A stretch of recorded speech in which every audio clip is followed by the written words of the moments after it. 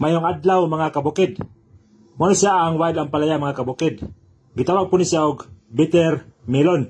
Gitawag ni sa mga Bisaya og kabaring. Yelo ang kolor mga kabukid kung magulang. Kung imo siya tuslokon sa kamot mga kabukid, mugawas ang iyahang liso nga pula. Ang scientific name ani mga kabukid, Momordica sarantia. Motorok na ni siya bisan asa mga kabukid.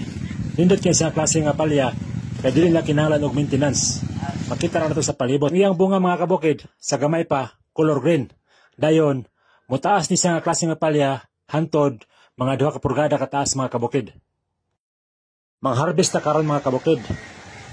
Sayon na kay kutloon mga kabukid, ay humok na kayo. Mangharvest po ta og udlot mga kabukid. Kani ang udlot, makaon pud ni. Ang akong nakuha tanan mga kabukid, igo-igo ra gyud sa isa ka kanunan. Ako nang gituog ang bunga sa ampalaya nga wild mga kabukid. Mao na siya. Ako na siya sugbaon karon.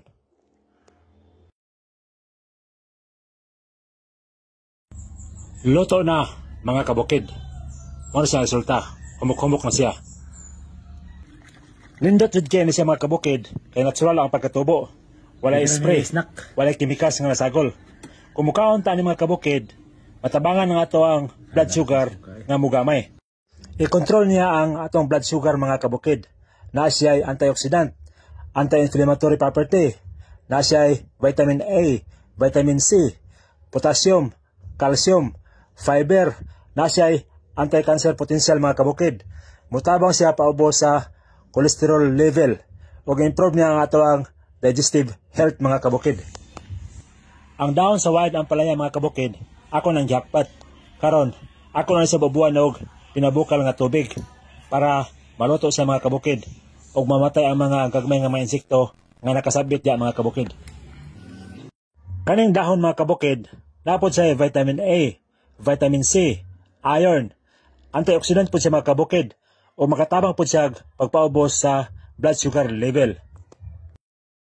Medyo siya pait-pait gamay mga kabukid kaysa bunga. Siguro, kay wala kay siya na itos. At pagkaon niya ang bulak mga kabukid. Napuno siya vitamina.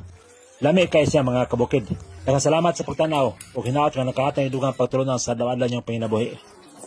Bye-bye.